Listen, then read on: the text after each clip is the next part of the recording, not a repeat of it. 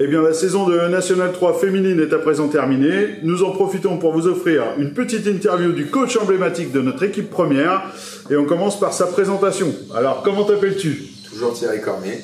Où vis-tu, Thierry? Sainte-Marguerite sur Duclair, au-dessus du trait, et c'est entre Gravenchon et Rouen, du coup, à mi-chemin. Alors, tu t'occupes de quoi au CSG? J'ai les seniors filles en National 3. J'entraîne l'équipe réserve qui joue en prénat en commun avec l'équipe 1. Donc en fait, les deux équipes s'entraînent ensemble. Et donc du coup, j'ai mon assistant Laurent Malo qui coach cette équipe. D'accord. Et depuis combien de temps tu t'occupes des filles à Gravenchon? Ça devrait faire la 13e saison l'an prochain. 7 ans National 2 et depuis, on n'est jamais remonté. Donc voilà. Ça doit faire la 5e année en National 3 et la 6e l'an prochain. Et tu lui dis tu devrais faire la prochaine saison, c'est pas encore confirmé? Tu seras chez nous l'année prochaine? J'ai fait mes entretiens avec les joueuses, donc a priori, voilà, vu que j'ai discuté avec les filles, je vais pas leur dire que derrière j'ai fait un entretien dans le vide et que je refile une feuille à un coach suivant. Donc non, je m'occuperai des filles qui restent l'an prochain. Eh ben, je crois que c'est une bonne nouvelle pour le club. Tu as d'autres activités en dehors du club de Gravenchon, tu peux nous en parler? Je m'occupe des jeunes à Elbeuf, donc des U11 jusqu'au U15. Donc du coup les U11 filles, j'ai une trentaine de U11 filles avec un staff d'entraîneurs qui travaille avec moi. Et je m'occupe aussi des entraîneurs du club. J'essaie de chapeauter un peu tout. Et du coup les U13, U15 garçons en plus des U11 filles. On va parler un petit peu maintenant de ton parcours scolaire, ça intéresse, on a beaucoup de jeunes au club. Alors qu'est-ce que tu as fait comme étude toi, Thierry? J'ai fait un bac ES, économique et social pour être dans le général, et j'ai enchaîné sur une fac de sport parce que je ne savais pas exactement ce que je voulais faire, prof de PS, mais voilà, j'ai surtout découvert que je voulais devenir entraîneur, et donc j'ai enchaîné mes diplômes d'entraîneur et la fac de sport en STAPS du coup, jusqu'en master où j'ai arrêté en master parce que j'étais assez content d'avoir déjà mon tronc commun du BE2 et du coup le master, voilà, ça m'a pas intéressé, et voilà, avec mon tronc commun je suis resté dans la filière entraînement et je suis sorti du truc. Donc là, pas de doute que ça marchait bien pour toi en tant qu'entraîneur, on voit que tu es fait pour ça. Et avant, au collège, au lycée, tes matières préférées, c'était quoi plutôt? Je dirais que je me débrouillais bien en maths, c'était des choses qui, voilà, ça me paraissait logique en fait, les chiffres, donc ça me plaisait assez, et l'histoire, j'aimais beaucoup l'histoire. Et tu étais plutôt un bon élève, hein? Je dirais que j'avais des facilités jusqu'à un certain niveau où il fallait que j'arrête de faire des conneries. Donc à partir du moment où mes notes elles ont commencé à chuter un petit peu, il a fallu que je m'assoie au premier rang et puis que j'écoute. Et puis c'est comme ça qu'à la fac je suis arrivé au premier rang et que je ressemblais à un élève plutôt modèle, alors que c'était pas le cas. Voilà, c'était pas le cas dans les années collège et tout ça. Mais voilà, je savais à chaque fois m'arrêter au moment où ça aurait pu nuire à ma scolarité en fait. Mais malheureusement, j'ai embêté, je pense, beaucoup les profs et aussi d'autres camarades autour qui avaient peut-être moins de facilité que moi. D'accord. On va voir les joueuses qui vont entendre ça. Peut-être qu'elles seront un petit peu moins studieuses à la rentrée prochaine, après cette interview. Tes débuts dans le basket, comment tu as commencé le basket? En tant que joueur, je suppose? Ouais, en tant que joueur. À la base, je faisais du karaté à haut niveau. Donc j'ai fait 10 ans de karaté et un peu de boxe thaï en parallèle, au KO, du coup, les deux. Donc en fait, voilà, j'avais mon meilleur ami qui lui jouait au basket depuis 13 et en fait je jouais dehors avec lui tout le temps, donc en fait ça m'a engrainé et j'ai commencé en U14 le basket à Saint-Rémy-sur-Ave à côté de Dreux et du coup parce que voilà, j'en avais marre que mon meilleur pote me batte en 1 contre 1 et en fait il s'avère qu'il m'a mis la misère pendant 10 ans en 1 contre 1 et que j'avais beau le battre de temps en temps, j'arrivais jamais à le battre sur 4 manches de suite quand on s'amusait à faire des playoffs et voilà, ça m'a vraiment accroché de me foutre sur la tronche avec mon meilleur pote et du coup j'ai été dans son équipe pendant quelques années et c'était le début quoi. Donc quel niveau à peu près tu as joué J'ai joué en départemental dans l'Eure parce que bon, l'Eure c'est tellement un petit département en basket que niveau district qui paraît être le plus bas, en fait c'est départ dans l'Eure, il n'y a même pas en dessous de départ, donc j'étais dans l'Eure.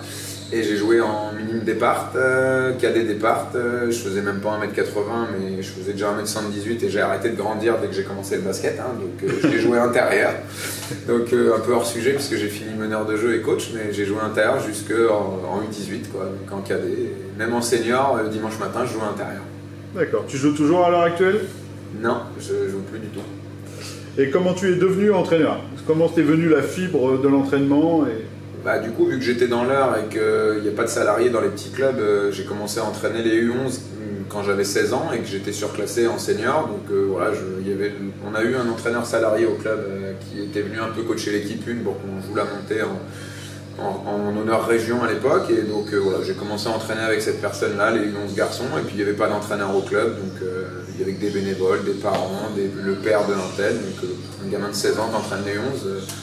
Voilà, ça allait dans l'ambiance de ces petits clubs-là, quoi, pour rendre service. Et voilà, donc vu que je traînais dans la salle tout le temps, j'ai commencé comme ça. Et puis j'ai 39 ans et j'ai jamais arrêté d'entraîner des U11. J'ai aucune saison d'interruption sur la catégorie U11. D'accord, de hier dans l'heure à aujourd'hui à Elbeuf, toujours des U11. Même si je ne les coachais pas, j'ai la catégorie U11 depuis 23 ans, je crois. D'accord. Et entre deux, tu as fait d'autres clubs en entraînement, en coaching Ouais, j'ai fait. Alors, je suis arrivé en STAPS, et du coup, j'étais à Verneuil-sur-Avre, donc je continue d'entraîner les gamins que j'avais eu en U11. Je les ai accompagnés jusqu'en U13 à Verneuil-sur-Avre. En même temps, j'étais en STAPS et je rentrais jusqu'à Verneuil-sur-Avre du coup pour les entraîner.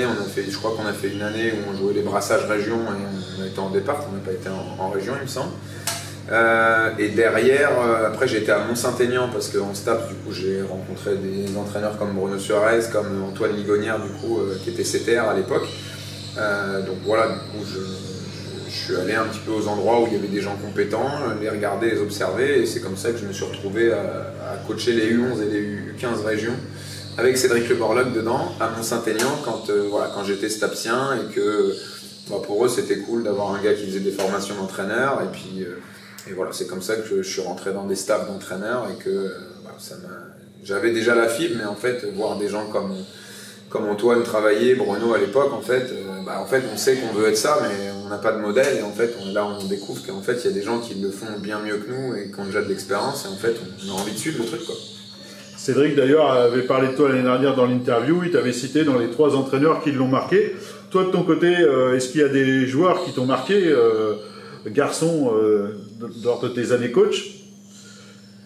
Je dirais qu'il faut faire à la part des choses. Il doit y avoir un gars, il doit y avoir une fille. Je dirais qu'en garçon, c'est inévitable, mais c'est forcément Théo Malédon qui a fini en NBA, que j'ai eu de ces années. Peut-être quand il était U10, il devait s'entraîner avec nos U13 au SPO, il jouait à Ménil-Lénard. Donc il était déjà à l'entraînement là sans que je le coach. Après il était U11, il jouait en U13 région. Il était U12, il jouait en U15 région. Et quand il était U13, je l'avais en U15 élite, même en U12, en U15 élite. Donc j'ai dû l'avoir sur 4 saisons sans tout le temps le coacher. Et sa dernière année, il rentre avec un an d'avance à l'INSEP.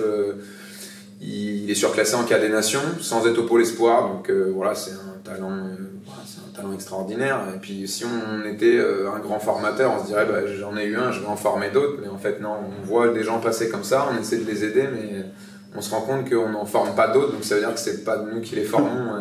Voilà. Par contre, c'est impressionnant de voir ces gens-là. Et à Gravenchon, j'ai eu la chance d'avoir Marine Deveau qui s'était fait les croisés en cadette, en centre de formation, qui était retournée à Burel en N3, qui explosait tout, devait faire des 20-30 points par match. Et j'ai eu la chance qu'elle ait envie de venir à Gravenchon le jour où on rate la montée en N1, puisqu'on se prend un panier au buzzer à Sainte-Sabine, et le samedi soir, sur le chemin du retour, je l'ai au téléphone, elle veut venir en National 2. Et on était à 2 doigts de monter en N1 et elle veut venir et elle passe 14 points la première année, 20 points la deuxième année par match, et puis en fait elle explose, elle fait des essais dans des clubs de Ligue 2. J'ai un collègue qui veut la voir en pleine saison une semaine, donc voilà, j'essaye de l'accompagner comme si c'était un jeune joueur que j'avais pu former. Voilà, j'essaye de faire en sorte que ce soit un tremplin pour elle Gravenchon, et ouais, c'est la joueuse qui m'a le plus marqué parce que ça a ressemblé à mon parcours d'entraîneur-formateur où j'ai eu la chance d'avoir plusieurs joueurs qui ont fini pro.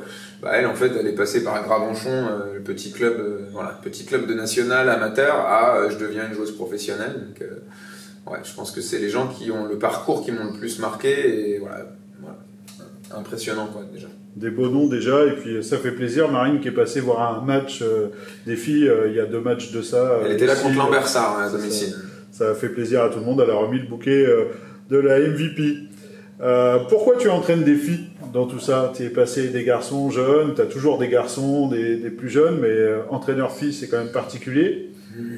Alors, pourquoi? Parce que déjà j'étais avec les gars, je m'entraînais avec le groupe des gars, je jouais un peu en National 3 jusqu'à la règle des moins de 21. Donc à un moment donné, jusqu'à 26 ans, j'ai dû jouer un petit peu au bout du banc de la N3. Je m'entraînais avec eux depuis 5-6 ans.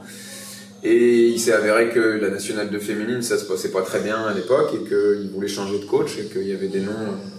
Je coachais les mini-mélites, moi au SPO, les mini-nations, et après Mont-Saint-Aignan d'ailleurs.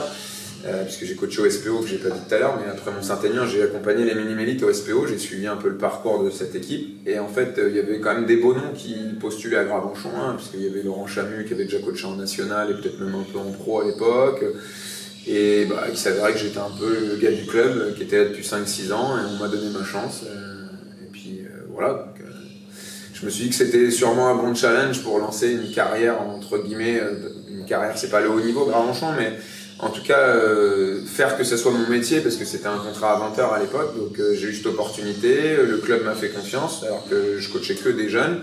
Et puis ce qui m'a un petit peu poussé aussi à faire ça, c'est que tout le monde m'a dit « Ouais, tu verras, les filles, tu pourras pas coacher des filles, c'est trop dur », puisque soi-disant je criais sur les enfants et qu'il y a des gens qui pensent que je suis un peu méchant, alors que j'essaye d'être assez sévère et juste, mais du coup, le fait qu'on me dit « Tu pourras pas coacher des filles », c'est comme si qu'on m'avait dit « Tu pourras pas les comprendre, c'est trop compliqué les filles », et en fait ça m'a un peu challengé, j'ai bien galéré, j'ai eu des conseils de gens qui avaient bossé avec des filles que j'ai essayé de suivre, et puis après je me suis démerdé en fait, parce que en fait chaque personne est différente et que il y a des filles qui m'ont donné du fil à retard, hein. J'ai dû dire à des filles de partir du club à la fin de ma première saison.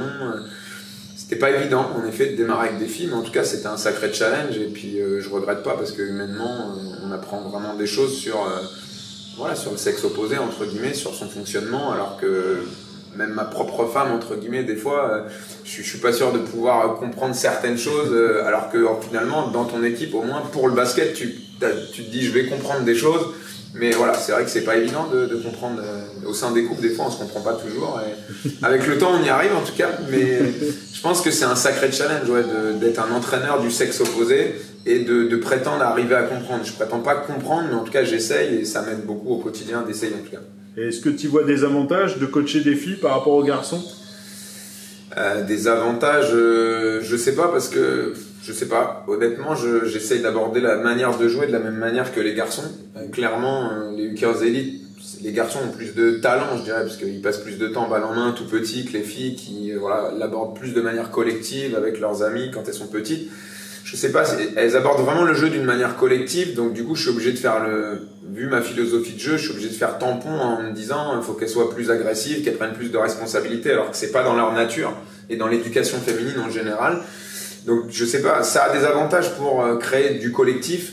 Je pense pas que ça a des réels avantages pour créer, je dirais, un petit peu à quoi ressemble le basket moderne, et je pense que le basket féminin il tend vraiment à ressembler au basket masculin sans certaines qualités athlétiques, mais ouais, je pense que non, il faut vraiment faire le contrepoids dans ma philosophie de coaching offensif, et je pense que les gars ou les filles, les gens voient que on a un petit peu les mêmes certaines manières de travailler avec Bruno. Je pense que chez les filles en fait, on voit que ça manque d'agressivité, et pourtant ça reste mon style.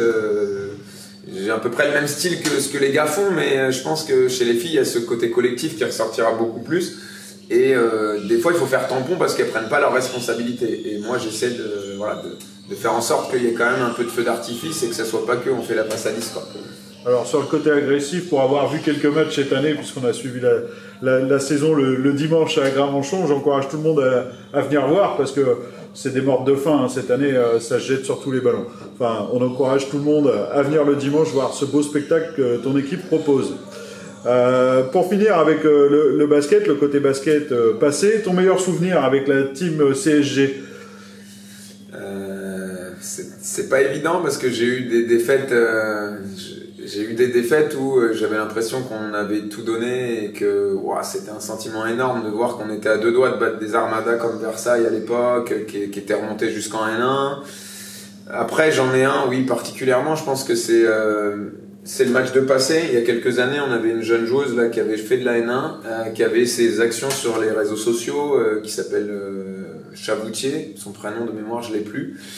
Elle avait planté 48, 50, 3 ou 4 matchs de suite, et en fait on était les prochains sur la liste. Elle jouait la montée avec Passé, là, une équipe de Bretagne, Et en fait, on le va là-bas, et en fait, j'ai une de mes joueuses emblématiques de l'époque, Marion Guillois, qui sort du vestiaire et qui me dit les filles, elles sont stressées, faut coach que tu dises un truc, quoi. Là, c'était le plus gros match de l'année pour le haut de tableau à ce moment-là, et on était prétendant à la montée au classement à ce moment-là. Et en fait, j'ai pas grand-chose à dire, en fait, j'ai confiance dans les filles, donc je lui dis, moi j'ai confiance, je sais qu'on peut le faire, on va essayer de faire le plan que j'ai prévu, et il s'avère qu'on renverse cette équipe, et je retourne au vestiaire avec l'équipe, et en fait, avant de sortir du vestiaire, en fait, j'ai Marion Guillois, qui est qui est ma meilleure amie dans ma vie d'adulte, en tout cas femme, et qui a joué à Gravenchon. On sort du vestiaire, mais quand on ouvre la porte, en fait, il y a une de ses chansons préférées que je sais, qui passe à fond dans la salle. Et en fait, on rentre dans cette ambiance de les filles ont peur, c'est un match stressant. Et en fait, je suis avec une amie et en fait, j'entends cette chanson en fait et je la regarde et je sais que c'est un signe en fait. Et je dirais que c'est un de mes plus beaux souvenirs parce que je sais que les filles ont peur ce jour-là et elles se transcendent. Et je sais que j'ai une joueuse cadre emblématique qui elle aussi est un peu stressée, mais voilà, elle me dit vas-y, dis-nous un truc pour que ça marche. Et en fait, j'ai eu l'impression d'avoir fait presque un tour de magie ce jour-là, mais c'est elles qui l'ont fait, mais c'était énorme comme sentiment. Et je pense que c'est le plus beau, c'est notre plus belle victoire, mais j'ai des défaites avec des Lara Tranvano, elles ont vraiment du sens aussi. Et je pense que j'ai pris un buzzer à Sainte-Savine en play-off pour pas monter en N1 à 9 mètres. Je vois toutes les filles pleurer, c'était un beau souvenir de voir l'unité qu'il y avait dans cette équipe-là. Merci à toi. On va parler de la saison qui est passée et de la saison à venir. Cette saison, ton constat, ton bilan, rapidement, le gros bilan tu le feras à l'AG, tout le monde pourra venir écouter ça, mais ton petit bilan de la saison sur le terrain, dans la tribune, et puis pour la saison prochaine, ton souhait. L'an passé, je crois que quand je fais mes entretiens, il me reste 4 joueuses, donc je dirais que gagner 13 matchs et être à nouveau en National 3 pour l'année d'après, tu te dis c'est bien. Sur le papier, je pense qu'on a des joueuses réellement expérimentées. Mathilde Ponsard fait son retour, elle avait joué 11 ans ici, donc cette année, elle avait joué 10 ans je crois, et cette année elle fait sa 11e saison, et sachant qu'elle n'a pas non plus 40 ans, donc elle a commencé à 17 ans en National 2. Serena Gassia a joué en N1. Je garde l'ossature sur le bas de courte de l'équipe, donc Anna Lecomte, Marion Fauvel, Camille Vezin, donc je garde une belle ossature, des cadres vraiment humains comme Marion Deveau, mais par contre on a beaucoup de recrues, quoi. Perle Massamba qui est encore dans le truc et qui est une guerrière, voilà, qui reste dans l'équipe, et il me semble qu'on perd beaucoup de joueuses, et au niveau des entretiens, je crois que voilà, il y a des incertitudes sur Camille Vezin à l'époque, donc en fait je crois qu'on est 4 officiellement au début de mes entretiens, et au final je crois que sur le papier il y a Léa Ménian qui revient, qui avait fait un an à Biorel. En fait sur le papier j'aligne presque la meilleure équipe, mais potentiellement même que j'ai eu en National 2. J'ai eu peut-être des individualités plus fortes en National 2 avec des groupes peut-être des fois moins étoffés autour, mais en fait presque sur le papier, j'ai une équipe la plus grosse team, qui est plus, la mieux construite en fait en termes d'effectifs. Et en fait, voilà, on a des gens qui reviennent de blessures, reviennent de grossesse, reviennent dans le club. Il y a vraiment un gros turnover par rapport à l'année dernière sur le nombre de joueurs. Donc, je pense que ça a été dur Et puis en fait, on traverse une saison où en fait il y a des blessures de tous les côtés comme l'année dernière. Marion Fauvel, Camille Vezin, Serena Gassia. Mathilde Ponsard, ses 2 sœurs se marient, elle rate 2 matchs en début de saison, alors qu'en 11 ans, elle en avait raté 0, même pour blessure.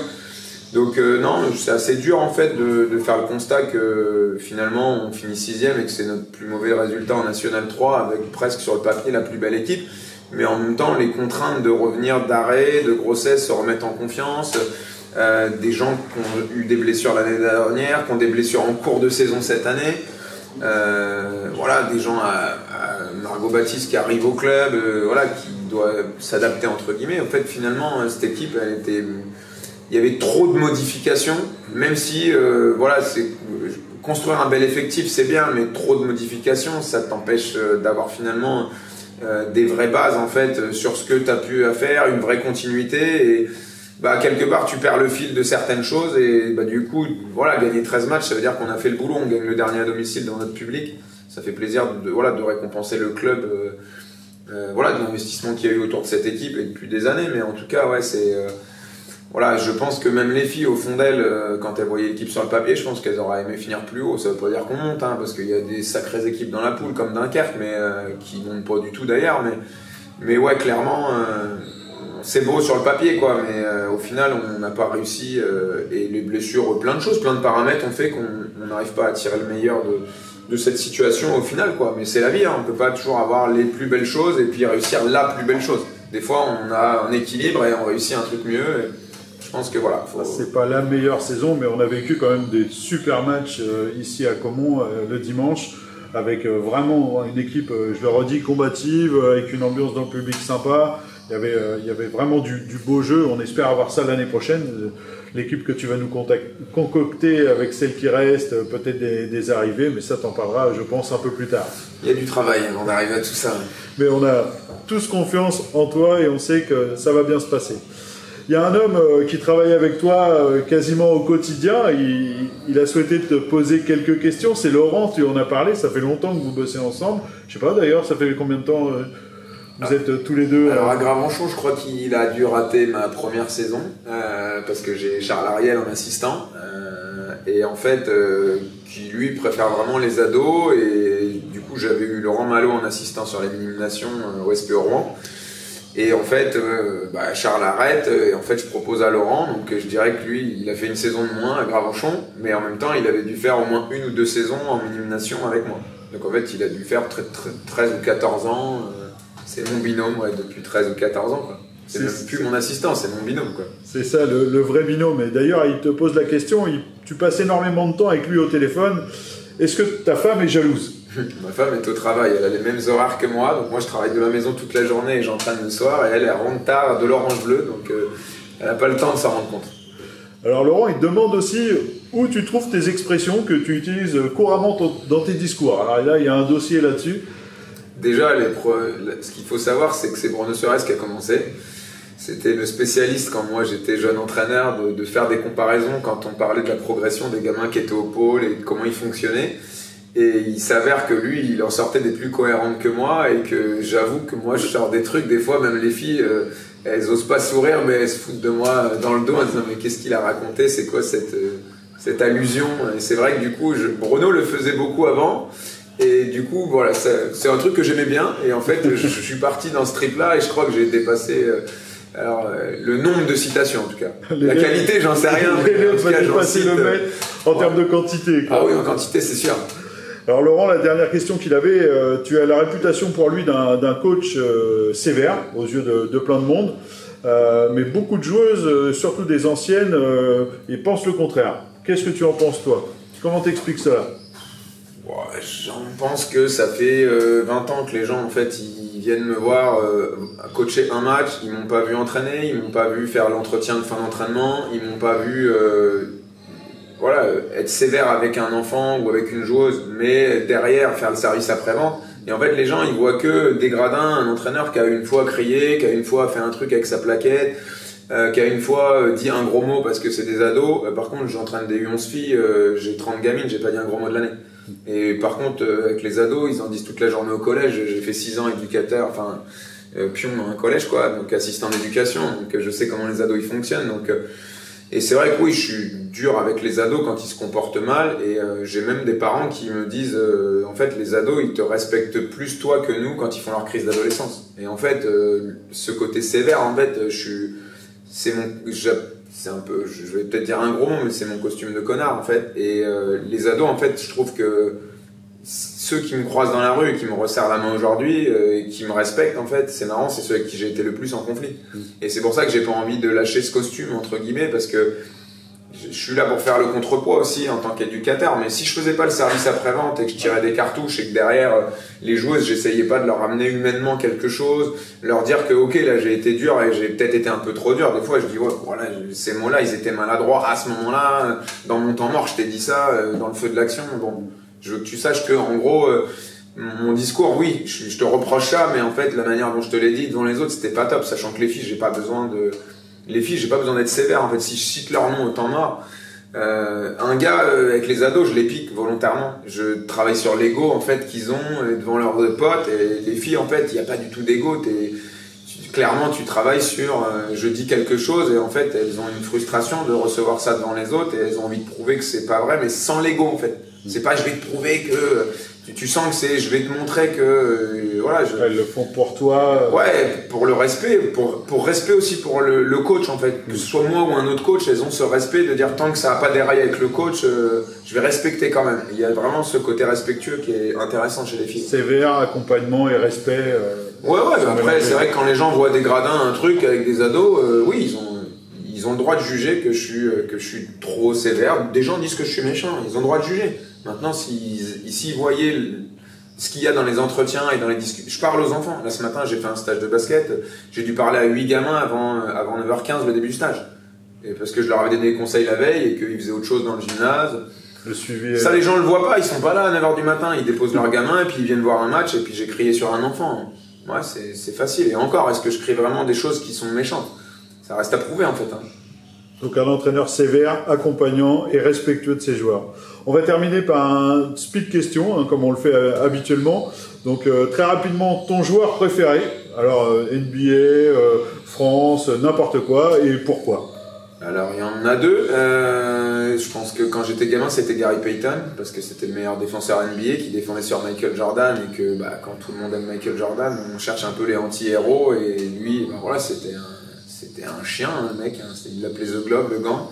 Et moi j'étais nul en démarrant le basket, j'avais 14 ans et je faisais des sports de combat, donc en fait j'allais sur le terrain pour combattre et j'avais le short de Gary Payton et au moins j'avais l'occasion d'être bon dans quelque chose et c'était de me battre sur le terrain et que voilà, Gary Payton et après Diamantidis en Europe qui a été champion d'Europe plusieurs fois avec Obradovic au Panathinaikos quand j'ai commencé moi à entraîner, à passer mes diplômes d'entraîneur, à m'intéresser vraiment à ce qui se faisait en Euroleague et tout ça, j'ai regardé des dizaines de matchs et le respect que les gens avaient pour lui en Grèce, je l'ai vu en plus jouer en France, au tournoi de Strasbourg je crois en 2005, je le connaissais même pas, j'ai fait une photo avec parce que c'était un mec qui était là dans les gradins et il s'est avéré que c'est devenu mon joueur préféré d'Euroleague en tout cas, et le respect qu'il avait aussi pour son coach Obradovic, la relation qu'ils avaient, je trouve que voilà, c'est le genre de relation que voilà, moi j'ai pu avoir comme respect, je pense qu'avec Brno, mais j'ai jamais été le meilleur joueur de Brno. Donc là clairement c'était le mec, le meilleur joueur d'Obradovic, le respect qu'ils avaient entre eux, ils gagnaient l'Euroleague 5 fois ensemble, les gars,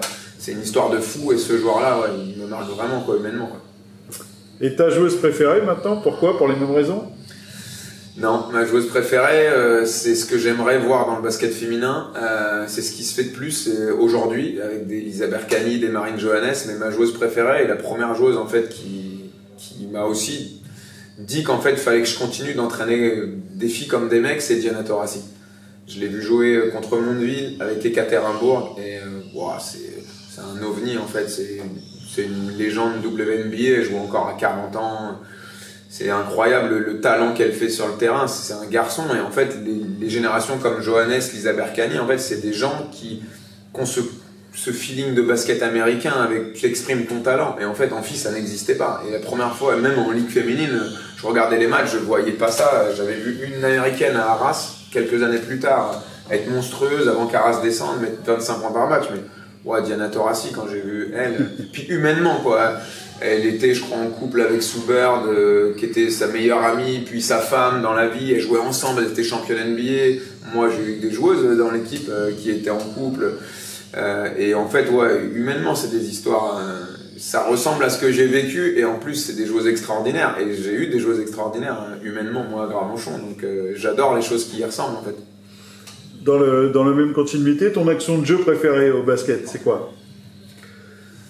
Mon action de jeu préférée, moi je dirais que quand j'étais gamin, c'était de voir des gens faire des dunks et que aujourd'hui, la créativité technique, j'aurais pas une action préférée, mais la capacité que les gens développent à tirer dans n'importe quelle situation. Donc un joueur que j'aime pas forcément, c'est Kyrie Irving. Par contre, ce qu'il a développé en termes d'arsenal offensif pour aller tirer près du cercle.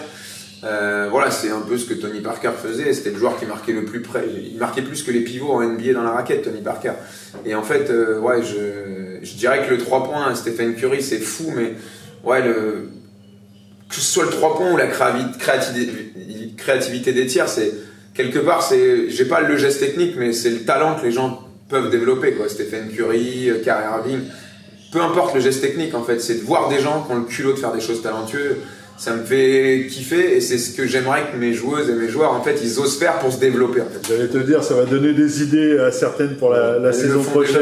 Ils le font déjà, il y en a qui shootent à 8 mètres, t'inquiète pas pour elles. Ah, justement, on termine avant de conclure sur tes joueuses de cette année, la plus à droite.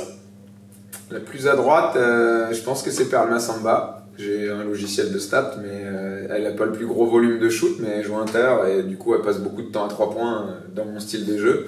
Et ouais, je pense que c'est elle qui en met pas le plus, mais en tout cas c'est elle qui a le meilleur pourcentage, je crois, dans le logiciel. Depuis qu'elle a eu le doigt cassé, je pense qu'elle shoot mieux déjà. Il faudrait qu'on regarde les stats de plus près. Je sais pas, elle a eu des périodes où elle a eu la main chaude quand même. Ouais, elle a été très forte cette année. La moins à droite. La moins à droite, je dirais qu'il y en a beaucoup qui se tirent la bourre. Beaucoup. Je pense que tout le monde tourne autour du même pourcentage sur mes 5 extérieurs. Mais je dirais que malheureusement, celles qui ont le plus mauvais pourcentage, c'est celles qui ont le moins gros volume de shoot. Donc je pense que Marion Deveau et Marion Fauvel sont les deux qui ont les plus faibles pourcentages parce qu'elles en shootent 2 ou 3 par match et que d'autres en shootent 7 et donc en shootant 7, des fois elles ont la chance d'en mettre un de plus. Et je dirais que ça va avec le fait qu'elles en prennent peu. Alors si elles en prenaient plus, peut-être que leur pourcentage il serait plus bas, mais je pense que c'est les deux moins à droite. À vérifier dans le logiciel, les films. La plus sérieuse cette année. La plus sérieuse, je dirais Mathilde Ponsard qui j'ai pu obliger le 15-15 une fois la semaine comme toutes les années d'avant et elle est revenue sans rien dire à personne. Une fois la semaine, elle fait un 15-15 comme si c'était obligatoire. Donc, faudra peut-être la prévenir que c'est plus obligatoire. Je lui ai dit, mais bon, elle a envie de se maintenir en forme et pour elle, c'est les valeurs qu'on avait à Gravenchon par le passé. Et maintenant, vu qu'on a un préparateur physique qui intervient le jeudi, bah, du coup, je veux pas non plus obliger les filles à faire un 15-15, alors que des fois, je leur dis, tu passes 10 minutes avec un gars qui te rentre dans la tronche. Donc du coup, j'ai ménagé un peu la chèvre et le chou, mais par contre, elle fait toujours son 15-15 et ce respect, c'est un sérieux, quoi. En tout cas, c'est un retour qui a fait plaisir à tout le monde de revoir Mathilde sur le parquet de Gravenchon. La plus physique, c'est la... Ah, là, ça se tire la bourre quand même. Là, quand tu vas dans la raquette, je rigole parce qu'il y a Geoffrey caché derrière le caméscope, mais je pense qu'ils s'entraînent avec nous et je pense que Perle Massamba et Mathilde Ponsard, elles peuvent te mettre quelques baffes. Hein. Ça fait mal. Ouais. Eh ben, écoute, un grand merci Thierry pour toutes ces réponses bien complètes. Juste un mot de conclusion pour nos supporters pour cette fin de saison. Bah, un sacré merci parce qu'en effet on a eu du mal cette année. On a eu du mal et un sacré merci parce qu'on avait une belle équipe sur le papier, on a eu du mal à faire prendre tout ça, on a eu des blessures, des absences, on a eu beaucoup de galères et du coup ça n'a pas eu l'effet du papier. Par contre, en tout cas, on a renversé des équipes comme Arras et Dunkerque ici avec des tambours, toi-même au speaker, et on n'avait jamais eu de speaker les autres années. Ouais, c'était énorme. Moi, quand je vois l'ambiance des gars le samedi soir, je prétends jamais à ce que les filles ça amène ça. Mais en tout cas, ouais, merci aux gens qui ont essayé de faire ressembler en fait les filles aux gars en termes d'ambiance club. Et ça, franchement, c'est peut-être l'année où, pour moi, voilà, on a le moins bonne saison statistiquement. Par contre, c'est l'année où j'ai trouvé qu'il y avait le plus d'engouement club autour de nous et ça a une sacrée valeur quand tu es là depuis une vingtaine d'années comme Bruno et moi. Bruno peut-être 30 ans je crois.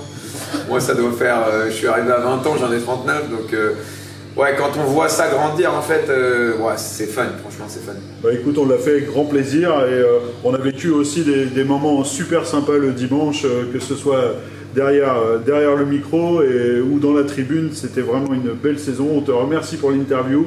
On te souhaite une grosse saison l'année prochaine avec des performances encore plus fortes que cette année. Puis des gestes improbables, des tirs du milieu de terrain, des shoots en suspension, des tirs drop pour des tirs drop, tout ça.